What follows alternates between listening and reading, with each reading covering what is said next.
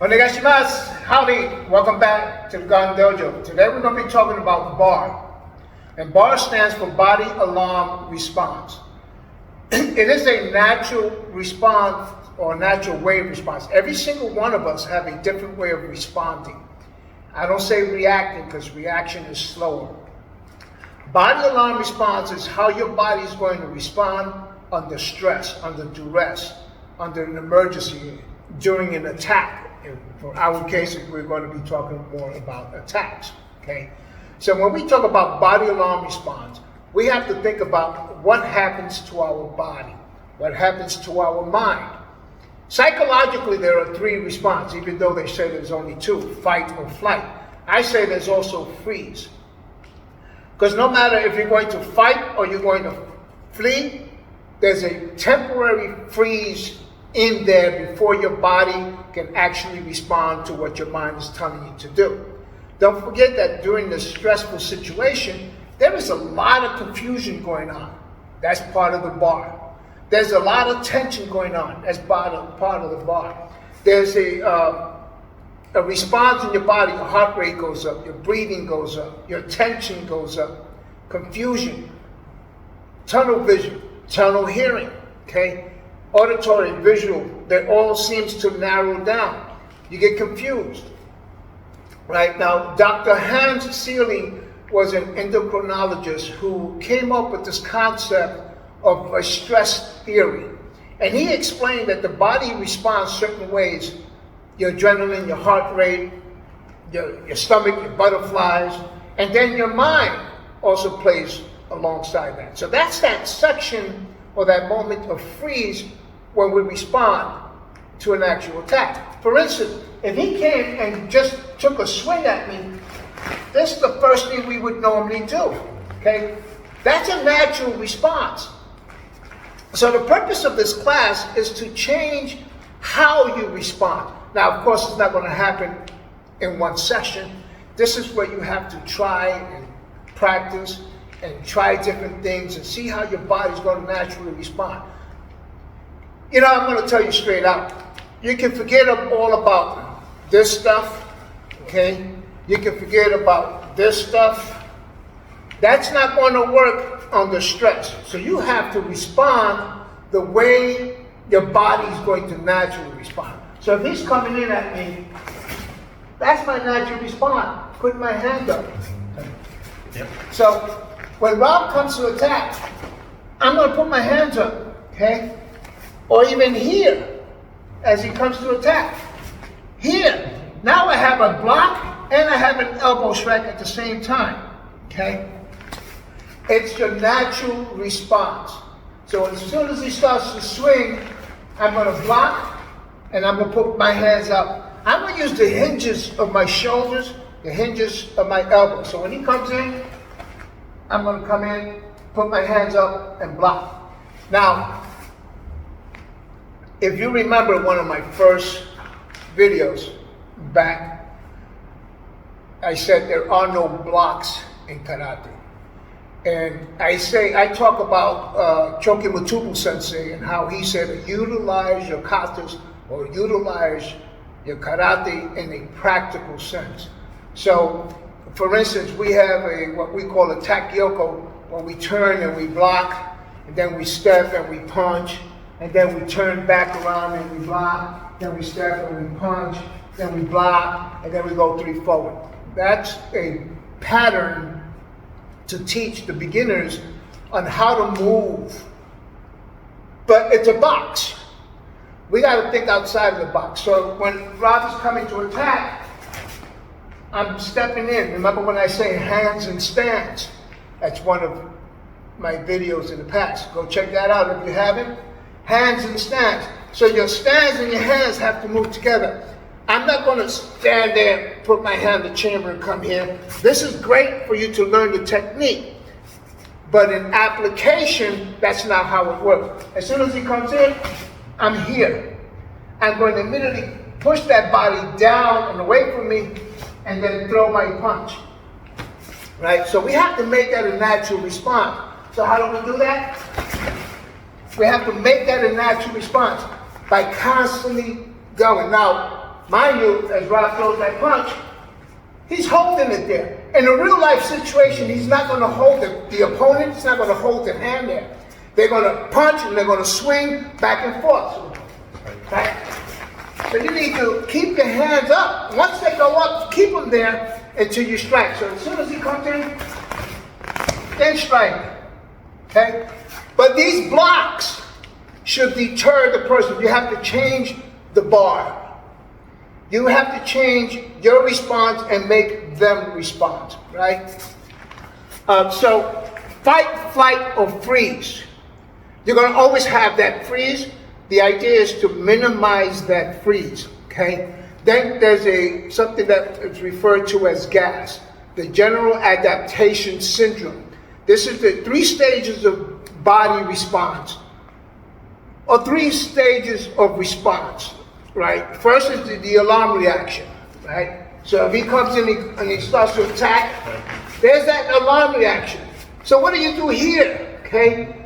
At this stage here, there's adrenaline, there's confusion, there's tunnel vision, there's auditory tunnel, there's freeze, okay? My heart rate is going, my muscles are tensing, my nervousness is getting into the body, and the whole body is responding in such a way. My adrenaline is going up, my muscles tensing, my blood pressure, my confusion, my thinking, my motor skills are all out. So my response time is slower, okay? That's the alarm stage. And then there's the resistance stage, right? When you respond, there's the resistance stage. I chose to fight than to flee, and I chose to minimize that flee. So as minute he comes up, I immediately turn around. My hands being down here, I immediately turn around and change that and go with the attack. It does not have to look pretty. In our class, we say pretty is useless. Again, pretty is pretty useless. Pretty useless. Okay, so forget pretty. Be practical. Choki Motubu Sensei said it all. If you don't know who he is, I suggest you study him. Look him up. That was mentioned in my last video. Choki Motubu Sensei is a practical application of Okinawan Kempo. Look that up. Okay? Now, after the resistance stage, after you eliminate the threat, comes that last portion of GAS, exhaustion. Okay? And exhaustion that's when you start realizing where the pain is and where your aches are. You start to realize what the hell happened. Okay? So let me go through each of the stages. The first stage, as we mentioned, the alarm reaction stage. That's when you're taken off guard. That's when your bar starts to respond. Okay? Now, in the alarm reaction stage, there's increase of rates, as I mentioned, your heartbeat, your breathing, your adrenaline, your muscle tension, your confusion, your blood pressure, right? Then there's a rate decrease in your visual, you get tunnel vision, okay? Your motor skills decreases because you're in that freeze stage. You can't hear well, you can't hear everything around you.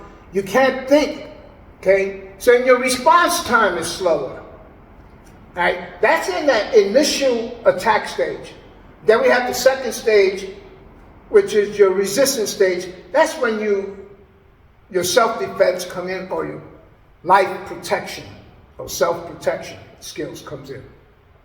Also, that's the stage in which your mind reconnects, right? You start to think again. You actually realize what's going on. You start to resist. Your ability to recover depends on your training. Your ability to recover depends on your training. Not just that you practice your katas and you practice your patterns in the box, but you practice your patterns outside of the box. In other words, you practice your bunkai, the bunkai oyo. And most importantly, you practice it with resistance. Not where the person throws that punch and holds it there, but actually pulls that punch back and comes in with another one, right? You need to know what you're going to do. So if he's throwing that punch, you need to know what you're going to do, okay? If you're not used to training, grabbing and turning and doing toide and kyushu, then I suggest you practice those skills. You're not going to catch a punch in that first throw. You're not. Okay? So what you got to do is you got to stop them and then make them go into that response stage and then trap the arm and then get your arm bar in there. But you're not going to get it on the very first try. Okay? Unless you happen to be a 15th degree black belt in all sorts of arts. There are no such things. Trust me. So in that recovery stage, our senses, our awareness starts to pick up. So we become more alert. We increase that, right? The adrenaline drive is still there, but now you have control of that adrenaline because you control your breathing, right? Then the third stage is that of recovery. It's also not just recovery, it's exhaustion, right? How you train depends on how you're going to recover.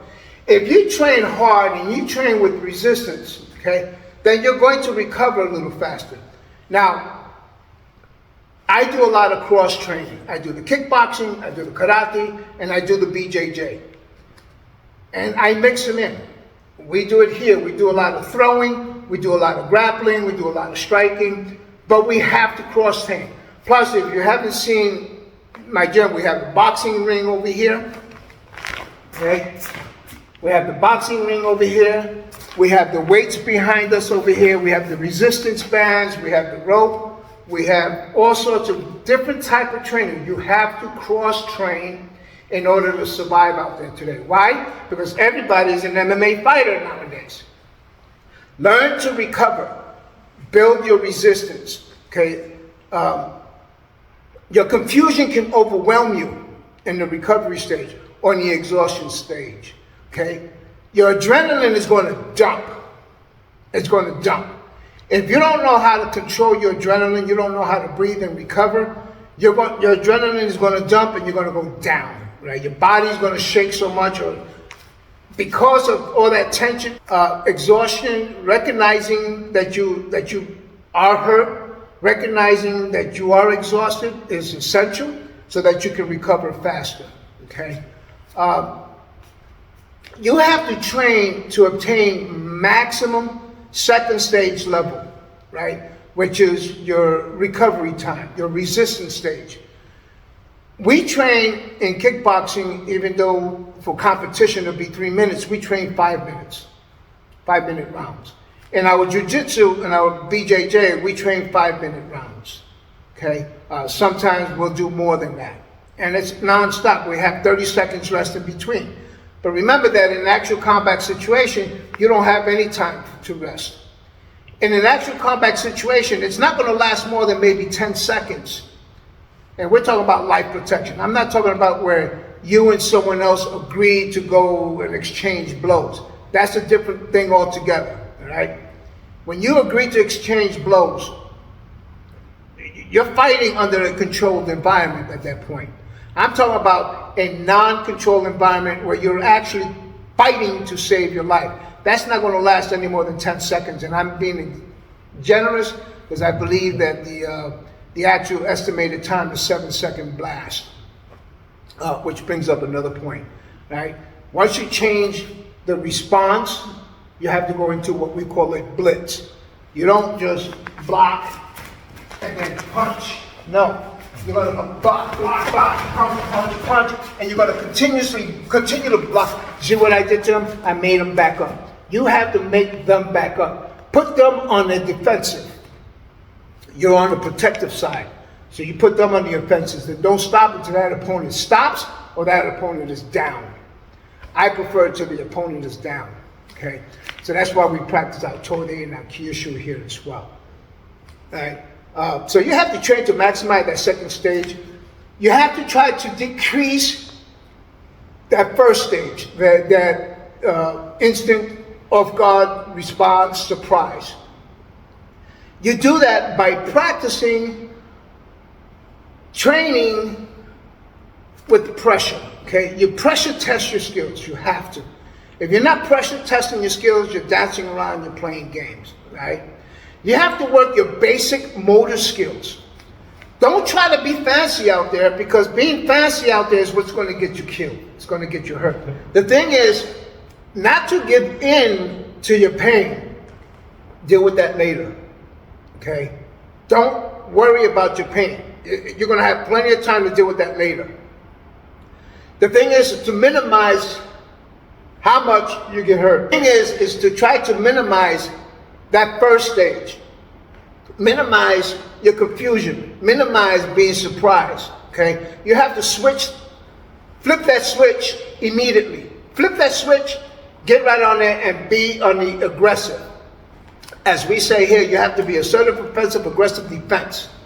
Assertive, offensive, aggressive, defense. You have to. Because if not, you're going to get caught on the short end. Because once you start backing up and you start to block, there's no way getting out of there. That's why we have to do Tai Sabaki and Ashi Sabaki, which is body movement, feet movement. Shifting your body, shifting your feet. Okay? You have to be on your toes. You have to get out of there. You have to move. Okay? And yeah, you have to control your breathing, and you have to do this in a controlled environment, of course. Now, we do it here all the time. We do it in a controlled environment, but we don't stop until one of us are down in the ground, or we're both down in the ground. Especially if he takes me down in the ground, I'm taking him with me. Okay? But that's just to teach him and show him that whatever you do standing up can still be done on the ground. Okay? That being said, people say, well, you're in a controlled environment. Yeah, well, even the most so-called deadliest martial arts, Krav Maga, for you that practice Krav Maga, you're practicing in a controlled environment. Because if you're not, you're hurting your partner. And if you're hurting your partner, you have nobody to train with. Okay? Even in BJJ, which is very stressful and very strenuous and very rough, we control the environment to make sure we don't hurt our partners. Why? Because if our partner gets hurt, we don't have a training partner. Right? But that being said, you still have to train under pressure. You still have to pressure test your skills. Why? Because if you don't pressure test your skills are pretty useless. Pretty useless. Right? Think about that. Use that. Take it for what it's worth. You can learn more about B.A.R by looking it up, and if you can't, send me a message and let me know that you want to know some more about B.A.R, and I'll tell you where to get some of this information from. Or I can send you some of the information that I have that would help you along with that. Okay? Listen, if you like this tape, you like this video, please do me a favor, press that like button. That'll help the algorithms of this YouTube so we can get more people. Share it with other people that you think might need some of this information. Okay? And also subscribe if you haven't yet. All right? Thanks for coming out, and we'll see you the next time. In the next video, we're going to cover what we get out of kata: sweeps, takedowns, and throws. All right? It's in your kata, people. It's in your karate kata. Now, they're not sweeps and throws and takedowns like judo or grappling or wrestling, but they are still sweeps, takedowns, and throws. So again, see you again next time. Thank you. Onegashimasu.